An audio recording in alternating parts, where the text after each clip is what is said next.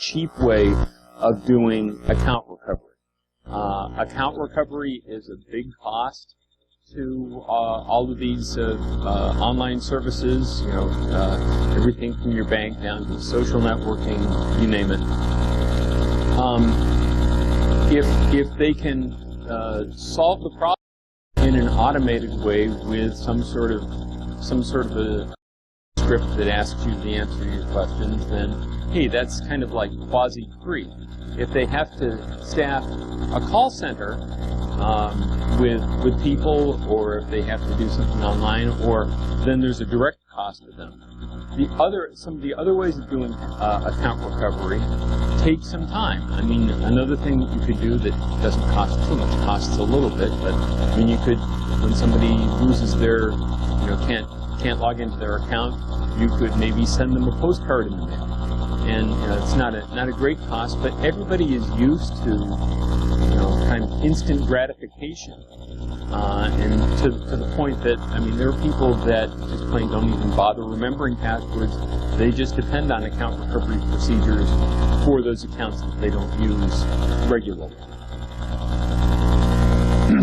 Now, account recovery questions, challenge questions, security questions, whatever you want to call them, are basically break all of the rules that we set for passwords. It's really another password or another set of passwords to your account, but I mean, all of the things that we tell people not to do with passwords, we just do it, or these sites just do it for security questions. We tell them, we need upper and lowercase letters and special characters and all of those sorts of things. But as far as the security question, your mother's maiden name is, one of the prompts, one of the things that they're looking for. No complexity at all to speak of. Secrecy. Keep your password secret. Don't even write it down, they often say. But the answers to these questions are things that you can find online in many cases for a lot of people. Facebook Ancestry, and who knows what the people that have the OPM data probably have the answer to a lot of things that people thought were very, very protected about. Don't share your password between multiple websites. But how many websites have you seen that ask for your mother's maiden name, or ask for your best friend, your childhood best friend's name, or things like that? I mean, this is another example. And then for storage, and this is harder, of course. It's very hard to get information on how people actually are storing passwords and answers to security questions. But passwords, you want to salt and hash them, and that's pretty well established. Security questions, sometimes you need to be able to do a fuzzy match on those, and you can't salt and hash if you're going to do some sort of a fuzzy match. So these are more vulnerable at rest as well. Now, with apologies to Per, because his company's name in Norwegian means good practices. I've always had trouble with the term best practices because they're so hard to nail down. I've asked any number of sort of IT administrators, why are we doing this? Well, it's a best practice. And he said, well, okay, but where? Oh, no, it's like there's this, if they don't want to answer the question, they call it a best practice. Yeah, well, that's not what they're going to call it. So it's really hard to nail these things down. I found one source of information that kind of corresponds to what I consider best practices, and it's from OWASP, and they're in the I guess exhibiting in the chill out room, but and so I don't mean to single them out, but this is just one that I was able to find, and they have a best practice, or rather a cheat sheet for choosing and using security questions. So I looked to see what it says, and it says a number of things about them, but one of their objectives here is to make forget password solutions as palatable as possible. So if the point is to make it palatable, they're really focused on that sort of instant gratification thing. They're not focused on making the forgotten password solution as secure as it needs to be. Now, on the other hand, they do say at the beginning of another section of this document that passwords, that security questions are less robust than passwords. And I definitely have to agree with them there. But then if you read a little bit further down the paragraph here, it kind of scares me a little bit more, because it says it's talking about the fact that it possibly being considered as an element of multi-factor authentication. And, we're just talking a completely different realm of security when we're talking about using challenge questions and in anything that might require multi-factor authentication. So, yes, they're recognizing the problem, but then they kind of unwrap something that's even a little bit scarier. Now, one thing, I have never seen a situation where they prompt you for security questions and give you the option to opt out of it. It's always like, you must answer these questions now before we will let you do anything else. So, security professionals, how many of you here make up answers to these questions? Lots of them? Yes. Okay. You are not representative of the population. Here's an example. Of course, you just fill it in with gibberish. Actually, that one came from my password manager, and just said generate something to fill in. But most people don't realize that they can or should make up answers. Now, of course, the danger with making up an answer is that if somebody forgets their password and they have a made-up answer to a security question, then they're even perhaps more likely not to do that. And there's some great research that indicates that, there are different methods of doing that. People even forget, even when they don't make up an answer, they forget what they answered. And that's a significant problem. We'll get into that a little bit more. But one of the issues here is that when a site is using security questions for account recovery, that's usually the way of doing it. If you don't have the answer to the security question, then your other options for recovering your account are much more limited. Either because they don't exist, or because, hey, this person isn't able to answer the challenge questions, so they're more suspicious, right? So let's remember when we talk about this, and so many times when I've brought up security questions, people just say, I just answer them with junk. But I'm always talking to security people. But let's remember when we're designing these things that we are not designing them for ourselves. We're designing them for the general public. And we need to be thoughtful about how we do these things, because we want to provide security to everybody, not just to select few. So here's an example of an area where I think we're actually cueing the public even that they shouldn't make up an answer. So this is the California Department of Motor Vehicles account registration. And I had to go through this recently because I was given the option to renew my driver's license online, so I had to create an account on their site. And this is what you do to register an account number. And I don't know if you can see all of this, but it talks about entering. Hello folks, I'm Geek here. Unfortunately, it looks like we had another video freeze up. So, audio and the speaker moving around and such should resume at about the 11-minute 45-second mark or thereabouts. Sorry for the inconvenience.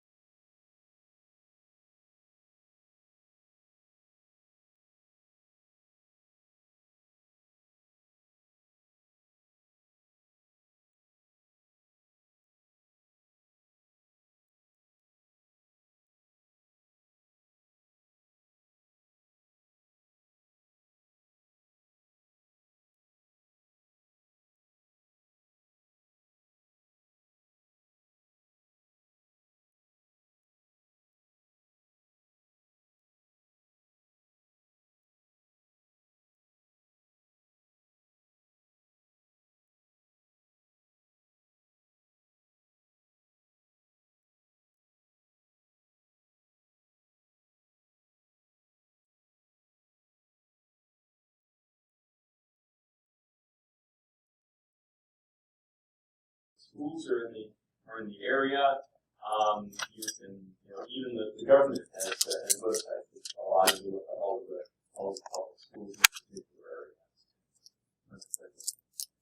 Hospitals you were born in, you just look Google Maps and say hospitals near Worcester, Massachusetts, where I grew up. My hospital was there. Business. Historical information.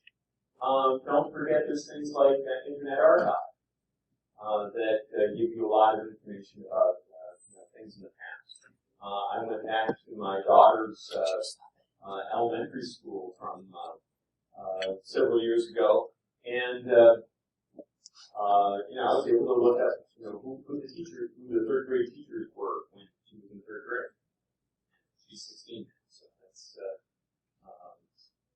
close. It probably doesn't look so well for me. And then of course there's the and I haven't tried these because they're too cheap, but there's the sort of paid for information services that might have some of this information, might not. I'm not sure. You can also guess, and there you want to come up with a good basis for guessing. You get first names. You can actually do quite a good job on guessing first names, especially if you know the ages first.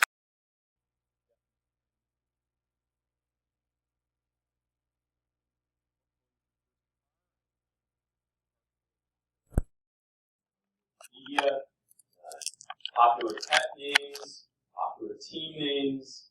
I looked at family names on the census website. That was kind of an interesting project that I did a few months ago. And Washington Post did a great article on what the popular street names are in each state. There's that trend by state there as well. So if you need, if an attacker needs to guess, then there are lots of resources to deal with that. And again, my point here is to try and encourage that the design of these questions really needs to be thought out if you're going to use them at all. I would love it if we didn't have these sorts of questions. I've been doing a collection of security questions on a blog that I'm making. And so people sometimes ask me, what are the worst questions that I've ever seen? And so these are the ones that are just, terrible. What is your favorite season? I mean, how many choices are there?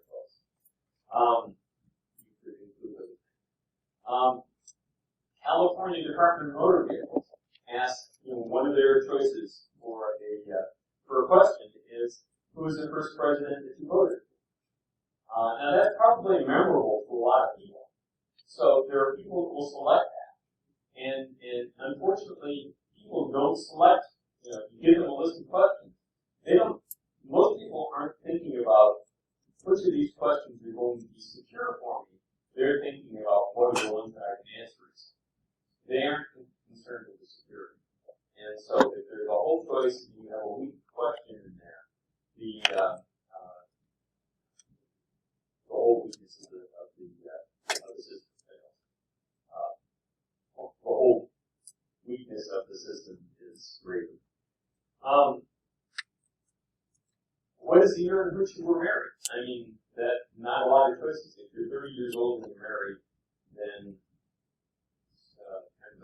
kind of a similarly small number of life enhancements there. Now, I've been focusing on the questions that are, the ability for the hacker to guess the right answer. But it's also a problem for the people who are the intended users. A lot of the questions have more than one right answer. I mean, sometimes you don't have necessarily one best friend, but you had a best friend in third grade, and maybe you had a different one in seventh grade, or something like that. That a number of these things. What's the name of this is one that I've seen. What is the name of a college you applied to but didn't attend? I kind of like that one from a security standpoint, because people don't necessarily broadcast, hey, well, I applied to such and such a school and didn't get in. So it's good from that standpoint, but most of us have applied to more than one college and not gotten in. And so which one did I use? Canonicalization problems. There are lots of different ways of typing phone numbers. There are lots of different ways of typing addresses. Very hard to canonicalize these things in a uniform way that you'd be able to salt and hash the answer, salt and hash the canonicalized result. And another thing to bear in mind is that, part of the strategy here is you don't want to allow people to guess too many times, so you need to implement a throttling strategy.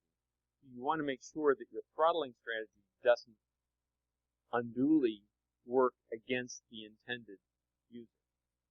So that if the intended user has to take 5 guesses to get to the right answer, you want to make sure that you're not going to throttle them out of that possibility.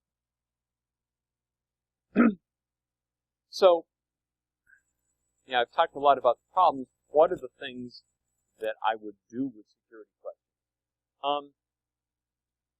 You might be able to use them for something very low security. It's not the thing that you're going to depend on for security, but maybe something to depend on just avoiding, a nuisance notification or something like that. So, if your site is maybe going to send somebody an email in order to reset their password, we can talk about the security of that. That's a different subject. But if you're going to do that, then perhaps you might want to ask a security question in order to make sure that at least the user has some likelihood that they are the owner of that email address, that somebody isn't just coming in and hammering on somebody else's email address in order to annoy them.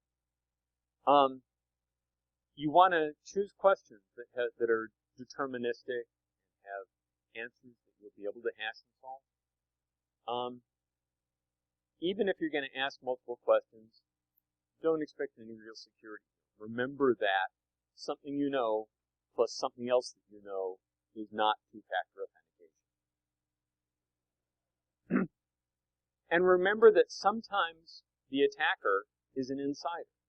I mean, we hear situations where disgruntled ex-spouses want to get into the ex-spouse's bank account, maybe as part of a divorce settlement or something like that, wants to see what's going on. Insider threats are definitely. There's been a lot of really good academic, really much more rigorous research done on this. There, like 3 of the top 3 bullets there are papers that are excellent. Other papers on the subject. I really recommend them. Much more rigorous than what we do as the first talk on the second day of BSides. And a lot of stuff having to do with memorability of the questions, and a lot of stuff having to do with how much entropy is there, or whether entropy is the right measure. A lot of that sort of thing. And then at the bottom is the blog, a little gallery of these questions that I'm collecting. And if you have more, please send them to me. I like to post more examples. And then we'll close with what Fidelity put up on my screen after I answered their questions, announcing me that my account is much more secure now that I've answered these questions, and I couldn't disagree more. That's it. I'd welcome any questions. Yes.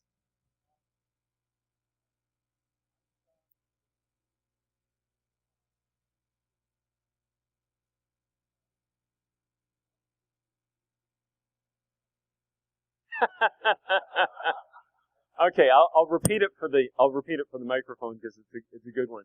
The favorite security question was, what is your favorite internet password?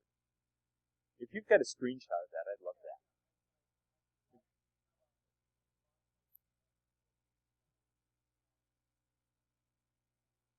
Oh, wonderful. Great.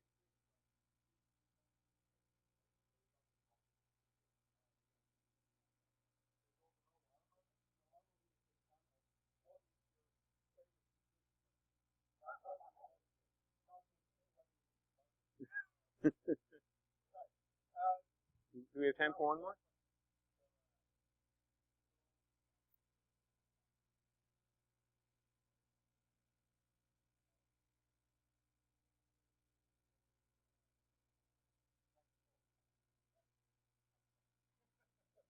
Gee, I'm off the hook then. I don't like a lot of the instant things, but I guess maybe SMS. Depends. It depends on what your threat model is and what it is you're trying to protect.